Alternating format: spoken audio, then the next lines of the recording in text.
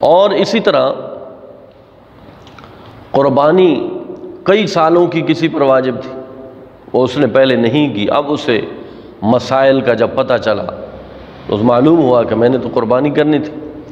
اتنے سال میں مجھ پر قربانی واجب رہی، اب قربانی تو اس سال کی واجب ہے اور پہلے جتنے ہیں ان کا وہ صدقہ کرے۔ اب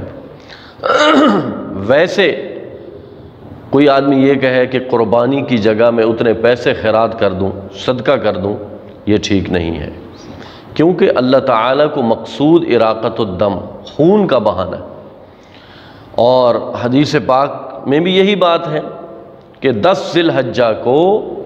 اللہ تبارک و تعالیٰ کے نزدیک خون بہانے سے زیادہ کوئی عمل مقبول نہیں۔ پھر سنت ابراہیمی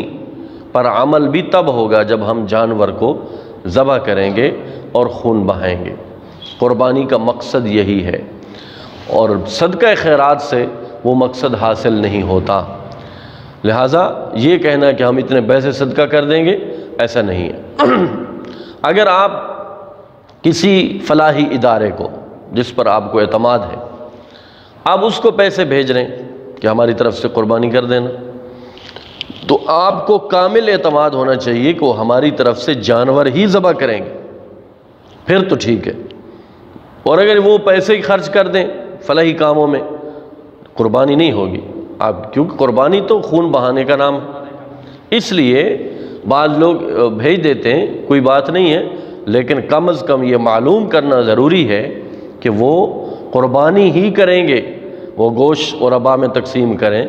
مستحقین میں دیں، لیکن قربانی ہی کریں، یہ نہیں کہ وہ ان پیسوں کو کسی مد میں خرچ کر دیں، تو پھر ایسا نہیں ہوگا۔ اس لیے گھریلو سامان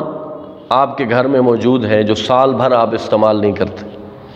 برتن ہیں سال بھر استعمال نہیں ہوتے، ان کو بھی قیمت میں شمار کیا جائے گا۔ اگر ان کی قیمت بنتی ہے 52.5 تولے چاندی قربانی کے ایام میں، تو آپ پر قربانی واجب ہوگی۔ ایک آدمی پر قرضہ ہے تو دیکھا جائے گا کہ جتنا قرضہ ہے اور اس کا مال کتنا ہے، تو قرضہ منہا کر کے اگر اتنا مال بچتا ہے کہ جو 52.5 تولے چاندی کی مالیت کا ہوتا ہے، تو اس پر قربانی ہوگی، اور اگر نہیں بچتا تو پھر اس پر قربانی نہیں، وہ صاحب نصاب شمار نہیں ہوگا، کیونکہ مال تو ہے مگر قرض نے اس کا احاطہ کیا ہوا ہے۔ ایک آدمی صاحب نصاب ہے لیکن فی الوقت اس کے پاس کوئی ایسا مسئلہ بن گیا کہ وہ پیسوں کی قلت ہو گئی، تو اس کے لیے ہے جیسے وہ باقی گھریلو معاملات چلا رہا ہے، اس کے لیے چاہے وہ کہیں سے اٹھا رہا ہے پیسے کہ پھر جب آ جائے گا وہ مالیت آ جائے گی اس کو دے دوں گا، تو قربانی بھی کرے اسی حساب سے، کیونکہ قربانی اس کے ذمہ ہے۔ میاں بیوی میں اکثر طور پر یہ کہہ دیا جاتا ہے کہ یہ قربانی میاں کی طرف سے، اگلے سال بیوی کی طرف سے ہے، نہیں، دیکھا جائے گا کہ دونوں اگر صاحب نصاب ہیں تو پھر دونوں پر واجب ہوگی۔ اگر بیوی کے پاس سونا ہے یا چاندی ہے اور نصاب کو پہنچتی ہے، اس پر الگ واجب ہوگی، خاوند صاحب حیثیت ہے اس پر الگ واجب ہوگی۔ تو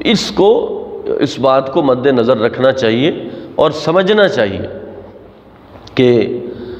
ہم صاحب حیثیت ہیں، ہمارے اوپر قربانیاں کتنی واجب ہیں۔ ایک آدمی گھریلو مثلا نہیں، صرف معیار یہ رکھنا چاہیے کہ یہاں بلوغت کا معیار ہے، جو بالغ ہے ہر ایک کا الگ اعتبار ہے۔ اگر اکٹھے رہتے ہیں، سربراہ ایک ہے سارے مالی معاملات چلانے کا، تو اتنا کاروبار وسیع ہے کہ سارے ہی صاحب حیثیت بنتے ہیں، تو پھر سربراہ سب کی طرف سے کرے، الگ الگ قربانی کرے، جیسے باقی معاملات ان کی تعلیم کے اخراجات یا ان کے دیگر اخراجات وہ سربراہ کرتا ہے، تو قربانی بھی وہ سب کی طرف سے کرے۔ لیکن اگر نہیں کرے گا اس کا حساب اسی بالغ سے ہوگا، کیونکہ شریعت کے ہاں ہر بالغ کی الگ حیثیت موجود ہے۔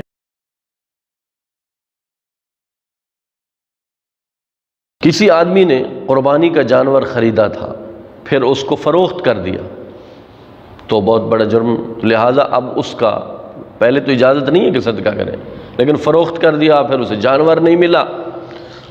اب اسے یہی کہا جائے گا کہ اس کا پیسہ اپنے استعمال میں نہ لائے، صدقہ بھی کرے اور استغفار بھی کرے کہ میں نے یہ کام غلط کیا ہے۔ قربانی جب خریدی ہے تو پھر اسی مصرف میں مجھے خرچ کرنا چاہیے تھا۔ تو آج میں نے یہی سوچا کہ اس اعتبار سے بات کی جائے قربانی کے واجب ہونے کی حیثیت سے کہ قربانی ہم میں سے کس پر واجب ہے۔ اس لیے باقی بھی کوئی اگر بات ہو تو پوچھی جا سکتی ہے۔ یہ تو میں نے اپنی طرف سے، کیونکہ سائل کا سوال جو ہے وہ مزید پھر بات کو بڑھا دیتا ہے، اس حوالے سے اگر کوئی معلومات کرے گا علماء سے آپ کا رابطہ رہنا چاہیے، جو ماہر شریعت ہوں، ہر قدم پر ان سے رہنمائی لینی چاہیے تاکہ ہم دینی معاملات میں بھی صحیح طریقے پر اپنی زندگی کو گزار سکیں۔ اللہ تعالیٰ عمل کی توفیق دے۔